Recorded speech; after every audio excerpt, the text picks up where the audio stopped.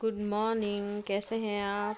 तो अब मैं सवेरे सवेरे किचन में आ गई हूँ क्योंकि मुझे बनाना था खाना। भूख भी लग रही है, सवेरे का टाइम भी नहीं है, मतलब 10-11 का टाइम है। और भूख लगने लगी काम करते करते, बच्चों को संभालते संभालते।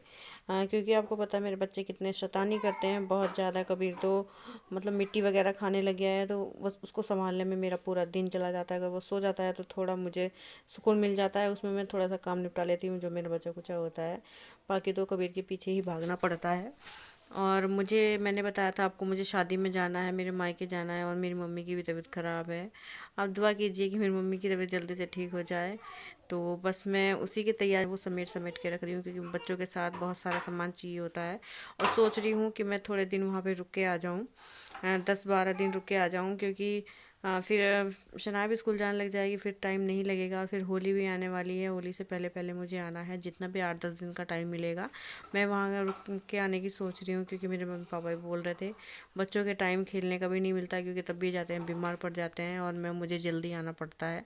तो इस बार मैं सोच रही हूँ कि थोड़ा बस बस बस थोड़े दिन ना ये ठीक रहे हैं, बस और कुछ नहीं है, 8-10 दिन की बात है।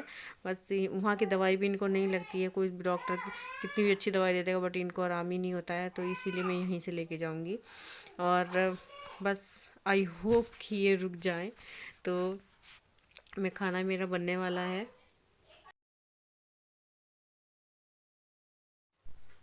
हेलो एवरीवन, कैसे हैं आप। आई होप आप सब अच्छे होंगे। और आज संडे है, संडे को शना के डैडी की छुट्टी थी, तो सुबह से हम बहुत ज़्यादा बिजी थे और लेट भी उठे थे। 9 9 पौने 9 हो गए थे उठते उठते। क्योंकि मैं उठ तो गई थी जल्दी, बट इन्हें दूध पिलाना था बच्चों को। कबीर को दूध पिलाया तो फिर से सो गया, फिर उसके पास लेट गई तो पता नहीं कब आग लग गई। तो फिर हम उठे थे, 9:45 के लगभग उठी थी मैं। और फिर बच्चों को नहलाया, नाश्ता बनाया। नाश्ता भी मैंने बाद में बनाया था, सब नहा चुके थे। और शनाया के डैडी के सर पे लगा दी थी मैंने मेहंदी। मैंने आपको बोला था कि मैं संडे को अपने सर पे मेहंदी लगाऊंगी, तो मैंने कल ही घोल के रख दी थी मेहंदी को, घोल के रख दिया था।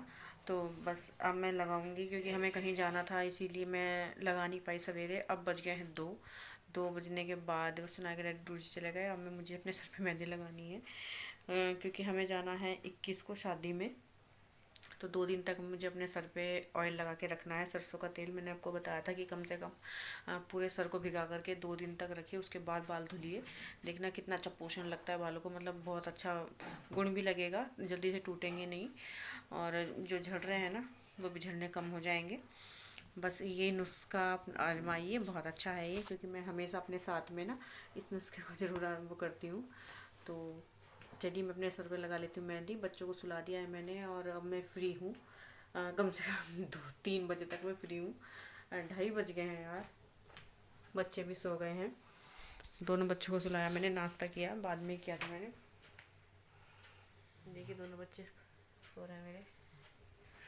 तो चलिए मैं लगा लेती हूँ मेहंदी, बाहर चलती हूँ, क्योंकि मैं अंदर ही बैठी थी बच्चों के पास। पहले कबीर को सुलाया, फिर शनाया को सुलाया।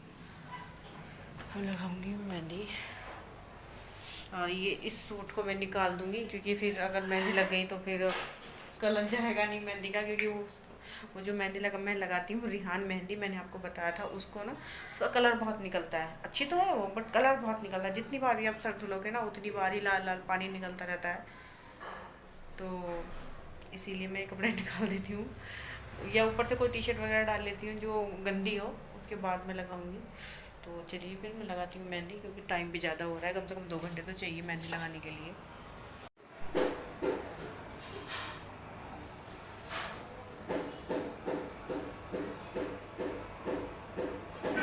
जो मैंने मेहंदी लगाई थी ना, वो ऐसे निकल निकल के आ रही पानी की तरह। मम्मी ने लगा दी, बोला कि मैं तो टाइम लगाऊंगी, कि मैं खुद लगा देती हूँ। और ये मेहंदी ना बहुत ज़्यादा टपक रही है, मुझे लग रहा है कि पतली होगी। तो मैं एक काम कर रही हूँ कि ऐसे ना जगह बना रही हूँ कि जो मेहंदी है ना वो अंदर तक चली जाएगी। ये क्या हुआ, शनाया उठ गई। आ जाओ इधर, आओ मम्मा पास।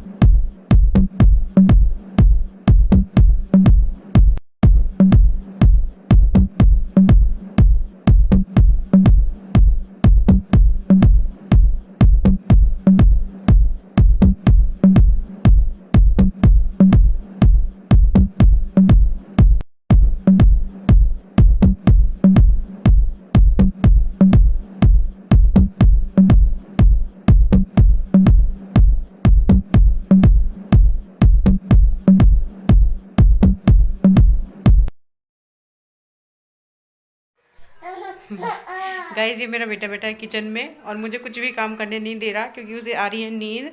देखो अभी गिर जाता स्लेब से, ऐसे इधर उधर होके बैठता है ये। और ये देखो सारे कपड़ों पे इसने अपने आटा लगा रखा है, इधर उधर सब में आटा लगा रखा है इसने। नीचे गिरा दिया था सूखा आटा। किधर जाना है बच्चा? और मैंने बनाया है चिकन, देखिए। और आज पहली बार ऐसा हुआ है कि मुझे धनिया डालने की याद रह गई, वरना मेरी कोई भी सब्ज़ी में आप धनिया नहीं देखोगे क्योंकि मुझे ध्यान ही नहीं रहता। अगर होता भी है तो मुझे ध्यान नहीं रहता। और मैंने चावल भी बना लिए हैं, खुले चावल बनाए हैं क्योंकि मुझे भी खाने हैं। तो क्या कर रहे हो बच्चा? और रोटी भी सेक के रख दी है, मतलब सारा काम कंप्लीट हो चुका है मेरा। और बस ये बर्तन बचे हैं जो मैं बाद में कर दूँगी साफ़। अभी कबीर को आ रही है नींद क्योंकि 9 बज गए, 9 से ज़्यादा। और कबीर उठा था 4 बजे, 4:30 बजे। उसके बाद से अभी तक सोया नहीं है, तो उसको नींद आ रही है। अब तक तो सो जाना चाहिए था, खेल में लग रहा था।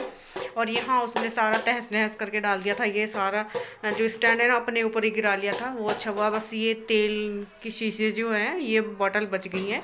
इसका तो ढक्कन भी टूटा हुआ है, एक दिन गिरा दिया था इसने तो इसका ढक्कन टूट गया था।